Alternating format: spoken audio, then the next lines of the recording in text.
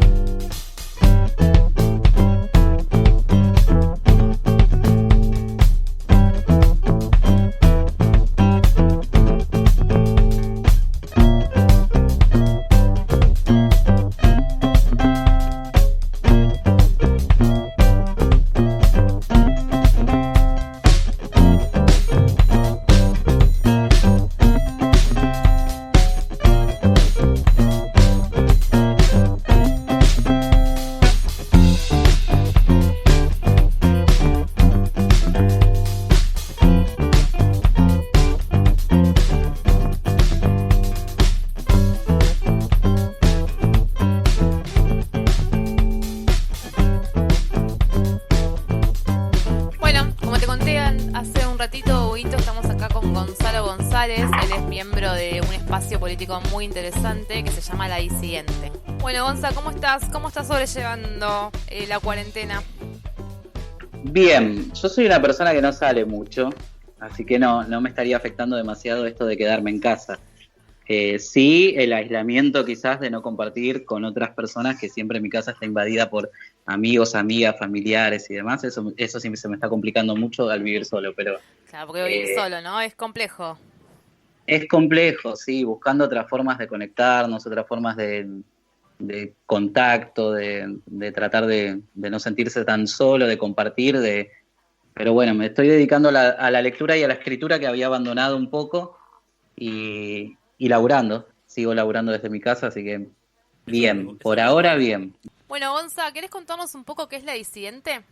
Bueno, la disidente es un espacio que nosotros lo consideramos un espacio de construcción política, ¿no? Con los compañeros y con las compañeras que, que nos imaginamos en un momento en el que estábamos militando cuestiones más relacionadas con el feminismo, cuestiones de género, eh, y había dentro del espacio político en el que estábamos en ese momento un frente que era de mujeres, que se amplió y que quería abordar o tratar otras cuestiones que no solamente estuvieran como encerradas dentro de la esfera de la lucha del feminismo desde la visión de las mujeres.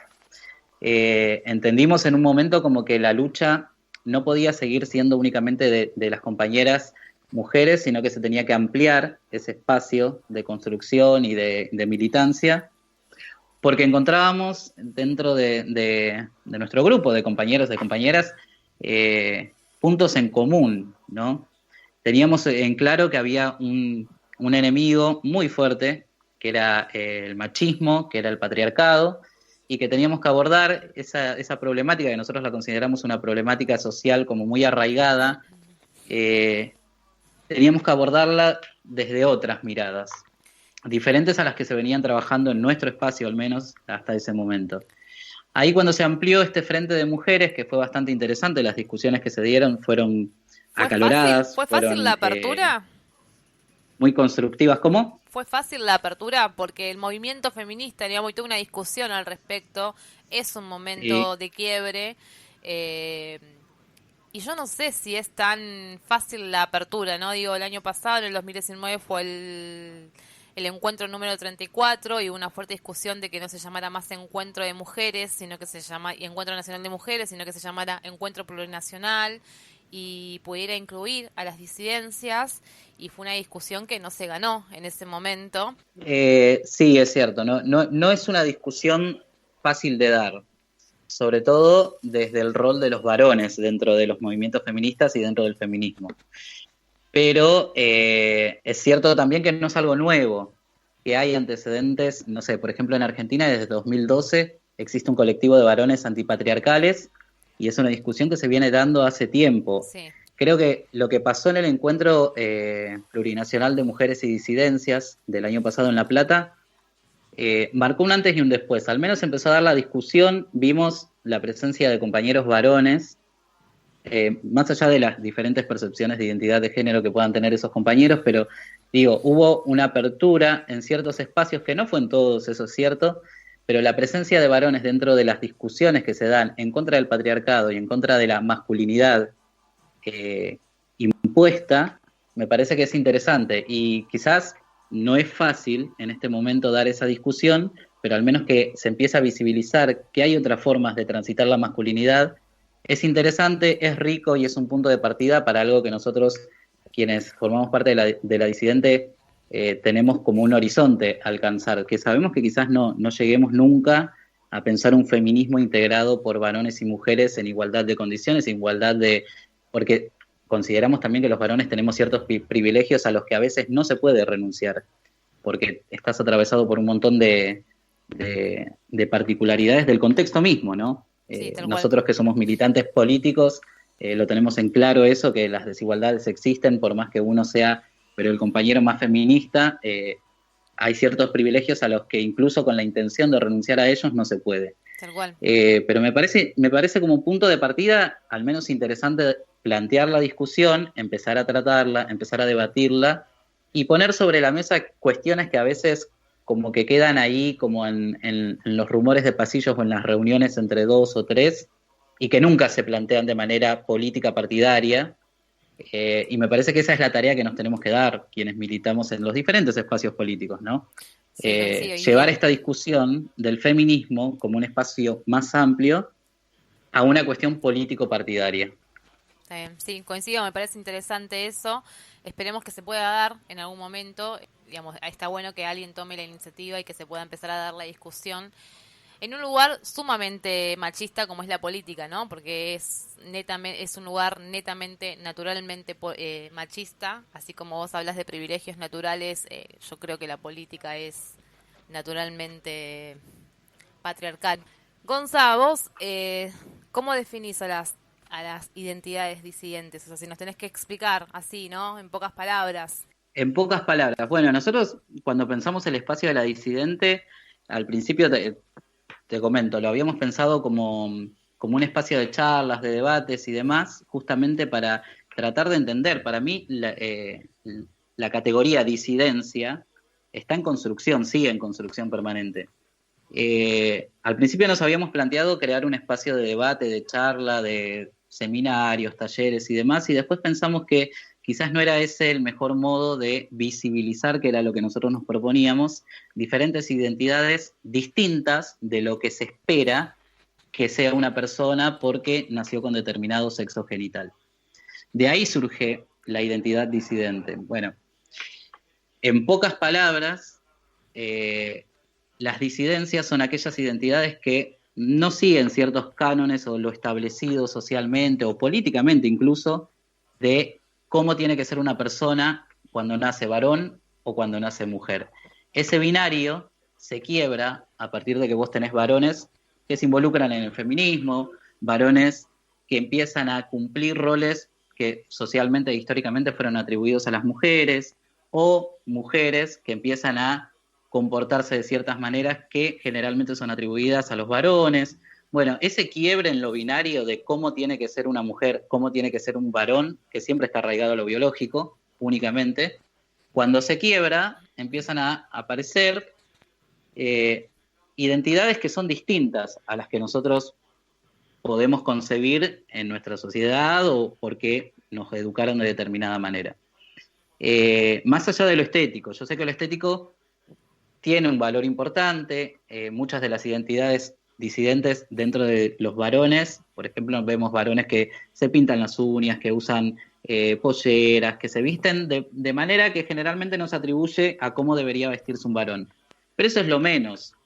Lo que nosotros tratamos de resaltar o de poner en valor es que hay otras formas de vivir nuestras vidas, que no necesariamente coinciden con esas formas que imagina el colectivo, con esa forma que imagina la sociedad que nosotros, siendo varones, tenemos que vivir. Existen otras formas, eso? existen otras formas de familia, existen otras formas de comportarse, existen otros trabajos que podemos hacer los hombres que no son, por ejemplo, o tareas que no son, por ejemplo, jugar al fútbol, que no son, por ejemplo, trabajar en cualquier labor que requiera fuerza, y a la inversa obviamente también, ¿no?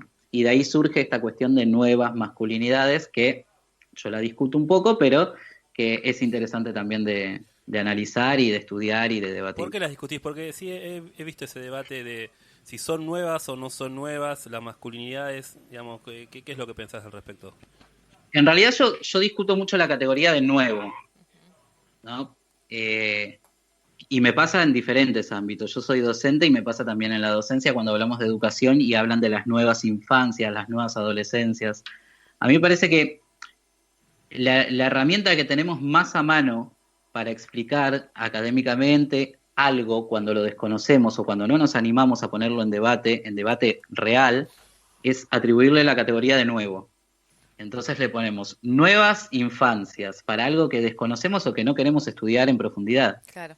Y me parece que en el caso de las identidades pasa algo parecido. O sea, hablamos de nuevas identidades cuando hablamos de una persona trans, por ejemplo, pero las personas trans existieron históricamente. Tal cual. Si uno analiza la historia, va a encontrar personas transgénero en 1800, en 1700, en los diferentes reinados alrededor del mundo. Uno puede identificar personas que no se sentían cómodas con el sexo biológico con el que nacieron. Entonces, atribuirle esa categoría de nuevo, a mí me parece como que está desacertado. Tendríamos que pensar una nueva. Pero bueno, si es la que tenemos más a mano para poner en debate todas estas cuestiones, bienvenida sea. En el caso de la masculinidad, no me hace tanto ruido porque me parece que sí hay nuevas formas de transitar la masculinidad. Pero en el caso de las identidades, me parece como que ahí la estamos cerrando en la categoría y podríamos pensar una mejor manera de ponerle nombre a algo que existió desde siempre. Tiene que ver un poco más que nada con la comodidad, ¿no? Digamos, esto, lo que nosotros desconocemos es nuevo para nosotros, pero Claro. obviamente existe, siempre existió. Pero bueno, bienvenido sea que también sea una forma de poder visibilizar y ponerlo en agenda, ponerlo en debate y seguir deconstruyendo y construyendo, ¿no? Me parece que, bueno, al menos es un avance. O sea, la palabra nos constituye y nos visibiliza y nos da existencia incluso. O sea, Igual. lo que no se nombra no existe. Porque poniéndole palabra a las cosas es como hacemos que existan, como hacemos que tomen entidad y que se visibilicen. En este momento creo que nos faltan palabras para nombrar un montón de cosas, pero bueno, será cuestión de construirlas, y si esa construcción es colectiva y es amplia, mucho más amplia de lo que es el feminismo hoy en día, bueno, mucho mejor todavía. ¿Y cómo pensás? Porque ahora está bueno todo esto que traes, porque se me vienen muchos temas como para charlar, pero por ejemplo, no las nuevas masculinidades, por decirlo de alguna forma. ¿Cómo hacemos como para trabajarlo, militarlo, discutirlo, charlarlo en diferentes ámbitos? Porque no es lo mismo, ya lo sabemos nosotros que estamos acá en Moreno, trabajarlo en, no sé, digo, en un barrio en Satélite, en Catonas, que trabajarlo en Paso del Rey Centro, en Moreno Centro, lo mismo en Capital Federal que en un barrio mucho más popular de La Matanza. Es diferente, porque son diferentes las construcciones y los vínculos que se van dando y cómo crecen los pibes en esos barrios. ¿Cómo pensás pensás que sí que puede funcionar una misma fórmula? Yo creo que una de las grandes equivocaciones de los movimientos en general, no solamente del feminismo, es tratar de teorizar demasiado y bajar con teoría a un territorio en el que ya existen particularidades y realidades que nos pueden llenar mucho más que un libro que escribió alguien de renombre y demás. Y creo que ahí está el error.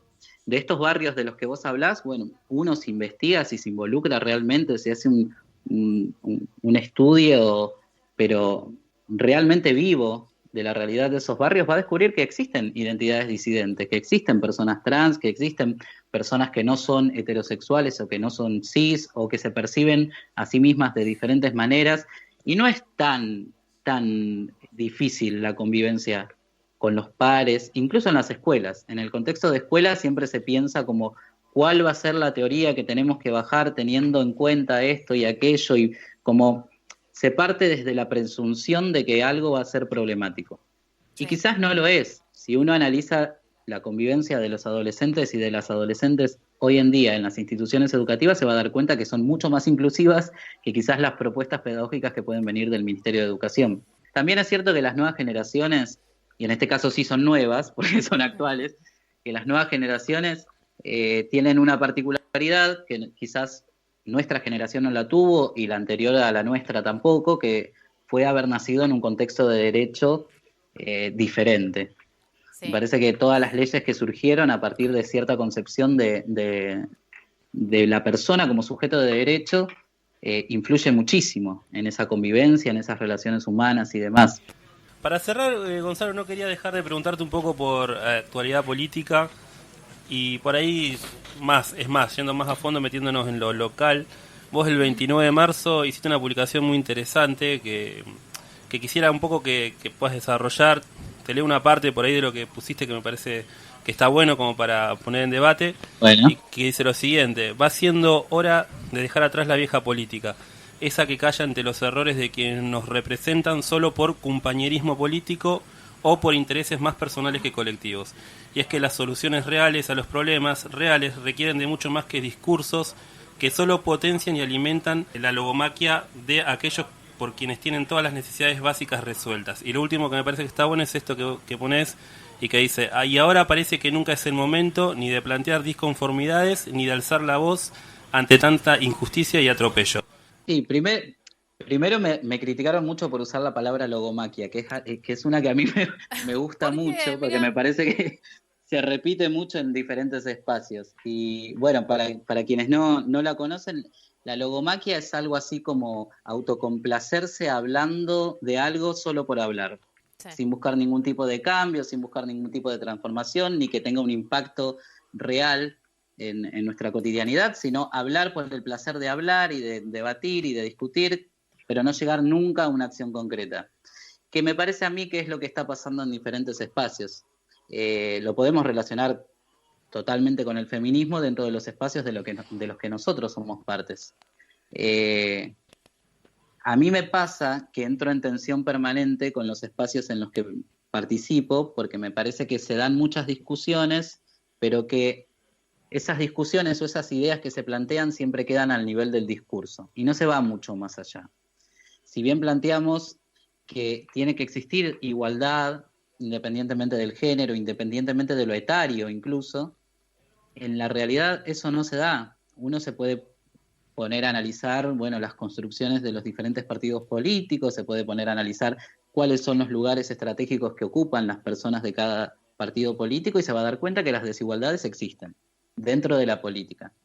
Y algo que yo quería plantear en ese momento, que fue un momento de bronca, pero también de mucha angustia, porque a veces uno se siente como impotente de no poder transformar ni siquiera el espacio en el que está desarrollando sus actividades como militante. Algo que a mí me preocupaba en ese momento era no poder plantear disconformidades con mis propios compañeros, con mis propias compañeras o con aquellas personas que yo elijo que me representen. Digo, como militante nosotros elegimos formar parte de un partido político, de una agrupación política, de una agrupación social, una organización, lo que querramos. Y elegimos personas que creemos que representan todo aquello en lo que nosotros creemos o lo que queremos defender. Y yo lo que planteaba en ese momento es, si yo no puedo plantear disconformidades y no puedo interpelar a esa persona que yo elijo que me represente, entonces me tengo que replantear si es este el tipo de política que yo quiero que siga existiendo. Digo, en algún momento nos tenemos que sentar a pensar eso. ¿Es esta la política que queremos? ¿Queremos seguir repitiendo cosas? ¿Queremos seguir formando parte de ese discurso del silencio que tolera? Yo discuto mucho de la tolerancia, ¿no? En muchos sentidos. Dentro de todo lo que es las cuestiones de género, de diversidad y demás, se habla mucho de la tolerancia. Bueno, tenemos que ser tolerantes. A mí me parece que tenemos que trascender eso. No se trata de tolerar, se trata primero de respetar y después de tratar de construir algo que nos satisfaga a todos y a todas.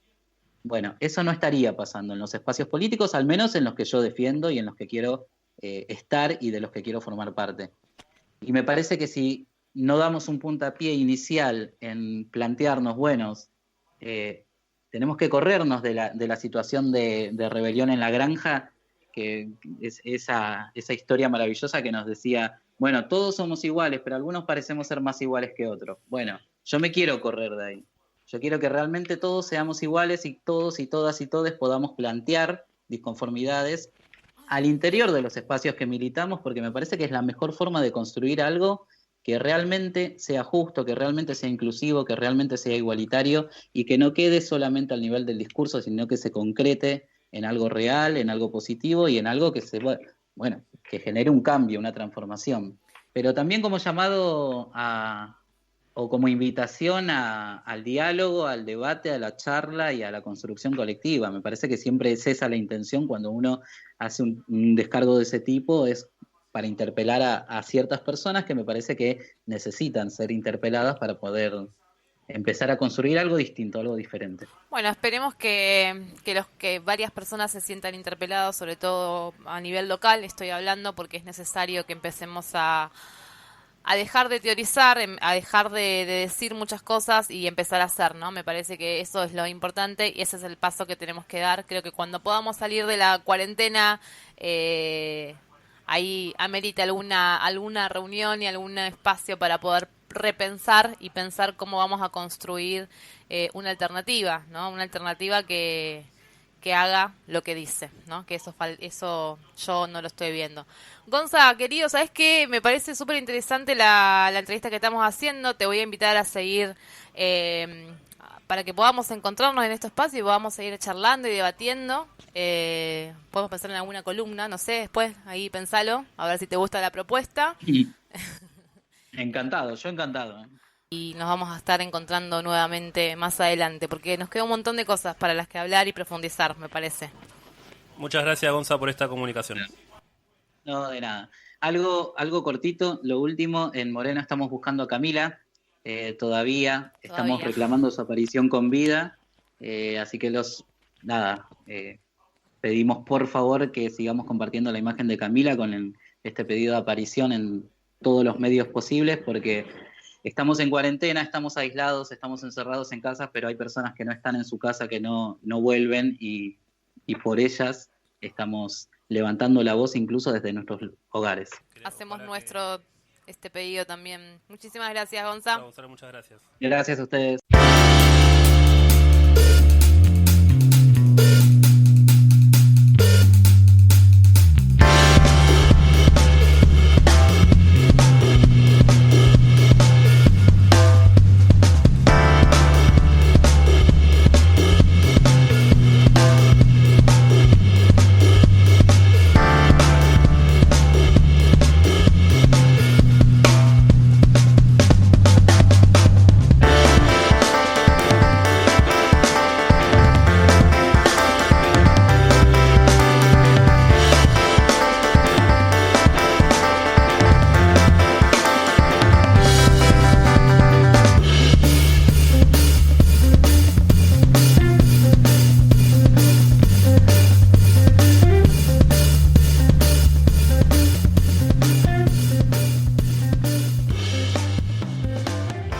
Bueno, seguimos en Séptimo Sentido. Este último bloque queríamos dedicarlo especialmente para un gran amigo que se fue a luchar a otro lugar, y es nuestro queridísimo compañero Alejandro Roger, quien falleció ayer por la tarde, y bueno, dejando un gran vacío, un gran dolor en todos aquellos que lo conocimos. Sí, yo, digamos, en términos personales lo quería muchísimo, me sorprendió muchísimo lo que pasó, nadie lo esperaba, fue así muy repentino. Y también me sorprende mucho ver las redes y la cantidad de gente, ¿no?, que se despidió, porque además es un momento tan particular, ¿no? Y la única forma que tenemos de despedirnos y hacer llegar nuestras condolencias y nuestros respetos y nuestros abrazos a la familia es a través de las redes. No nos queda otra, porque no tenemos otra forma hoy de encontrarnos y abrazarnos.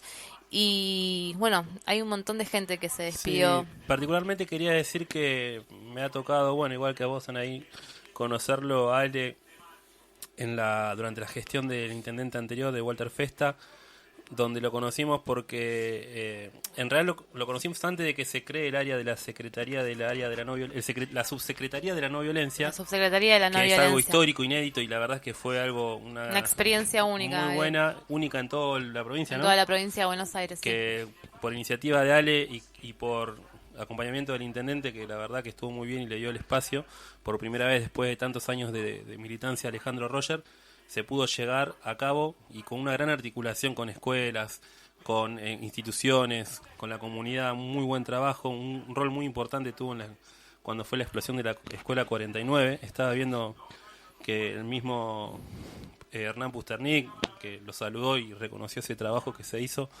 la verdad es que fue muy importante. Y a Ale lo conocimos antes en la militancia, cuando creamos este espacio político que se llamó, ¿cómo se llama? Frente Alternativo Militar y Popular. Claro, el Frente Alternativo Militante y Popular, que nos dio la posibilidad de conocer a esta gran persona, militante del Partido Humanista, del MOVE, que de ese espacio yo sentía mucha afinidad con él, quizás más que con los demás, porque él creía de verdad, y lo llevaba adelante en los hechos, esto de construir un espacio político nuevo, diferente, lejos de los vicios, lejos de las roscas, de verdad creando una nueva forma de hacer política desde la humanidad, y dejando de lado todos los clichés de siempre y todas las miserias y mezquindades. A mí me ayudó mucho hablar con él, aprendí mucho cuando hablé, y le tomé mucho cariño, ¿no? Entonces la verdad que duele mucho, porque todos los que creemos que es posible generar un cambio, una transformación, como hablaba Gonza recién en el programa, para mí Ale era uno de los imprescindibles. Sí, coincido con eso, para mí también Ale, yo lo quería muchísimo, la verdad que me duele mucho lo que pasó, además fue muy repentino, muy sorpresivo, y coincido en que se fue uno de los imprescindibles. aprovechamos este espacio también para mandarles un fuerte abrazo a los compañeros y compañeras de militancia. Andrea Franco, ¿no? Andrea Franco, sí. Un abrazo grande, Andrea. Que un abrazo muy grande. Y también a la familia, ¿no? Que no conocíamos a la familia, pero bueno, le mandamos un abrazo muy fuerte en este momento tan doloroso. Hay muchísimos mensajes por las redes. Por ejemplo, el ex intendente Walter Festa puso un mensaje muy sentido donde dice: él fue un hombre sencillo, alegre, humilde y distinto a cualquier otro. Su característica era armarse de paciencia porque su vida no pasaba en ser político, sino en ponerse en el lugar del otro, en ser empático y ayudar a quien pudiera. Siempre me dio sus consejos, estaba presente en todo y en cada detalle de la vida, en lo que se lo necesitaba y en lo que no. Nos hicimos amigos en plena gestión trabajando y acompañándonos. Él fue el ejemplo de la no violencia y aportó mucho desde su función, pero sobre todo como persona. Se hizo querer mucho por todos y todas. Compartíamos el sueño de construir una sociedad más justa y humana. Gracias, amigo, gracias de verdad. Amigo, donde estés, te juro que no te voy a olvidar nunca. Lo que alguna vez soñamos lo voy a realizar porque sé que desde el lugar en que estés nos vas a ayudar a cumplir con nuestro sueño de poder volver. Amigo, te voy a extrañar mucho. Gracias por todo. Bueno, yo voy a compartir justamente cuando pasó la desgracia de la Escuela 49, cuando fallecieron Sandra y Rubén. Creo que ese fue como el momento emblemático y en ese momento trabajando nace la subsecretaría de la no violencia. Sí, yo a Alejandro personalmente lo conocí en ese momento, sí, al día siguiente, no, el día de la explosión, cuando fuimos a hacernos presentes en ese lugar, fue ahí cuando lo conocí a Alejandro. Bueno, ahí Hernán Pablo Pustinlik le hace una despedida y dice: qué difícil es despedirte, Alejandro Roger. Fuiste un grandísimo amigo y compañero, siempre con las palabras justas, con tu calidez y contención. Tengo tanto para agradecerte, no solo en mi nombre, sino en nombre de toda la comunidad educativa de la Escuela 49. Gracias, Ale. Gracias por estar, siempre. Gracias por apuntalarnos en nuestros peores momentos. Gracias por contenernos y muchas gracias por llevar junto a nosotros las banderas de justicia por Sandra y Rubén. Lamentablemente no podemos despedirte como te lo mereces, pero me quedo con lo último que me dijiste telefónicamente hace unos días. Cuando pase esto, nos tenemos que juntar a charlar y nos vamos a volver a dar esos abrazos interminables que nos damos siempre. Chau, Ale, hasta luego. Nos vas a hacer mucha falta. Se te quiere fuerte. Bueno, un lindo mensaje de Hernán también. Y nada, se nos fue una persona muy especial y sabemos que va a seguir estando luchando desde arriba. Por algo lo llamaron, porque también lo deben necesitar. Y como escribí yo en mi despedida en las redes de él, es uno de los imprescindibles, es uno de los que hace falta y los necesitamos. Pero bueno, seguiremos por él y redoblaremos la lucha justamente para homenajearlo cada día. Así estamos terminando este programa con un poco de tristeza, pero con la alegría de saber que Ale hubiese querido que sigamos con todo luchando. Y para nosotros también esta es una trinchera, este podcast es una trinchera. Sí, así es. La verdad que no puedo agregar mucho. Yo estoy todavía como choqueada con esto y nada, no puedo decir mucho más que lo que vos ya dijiste y comparto plenamente tus palabras. Nos estamos encontrando en el 6º episodio de Séptimo Sentido del Conurbano. Recuerden que nos van a escuchar los martes, jueves y sábados por ahora a las 20 horas. Siempre nos van a estar escuchando en esos días y horarios. Bueno, adiós. Adiós.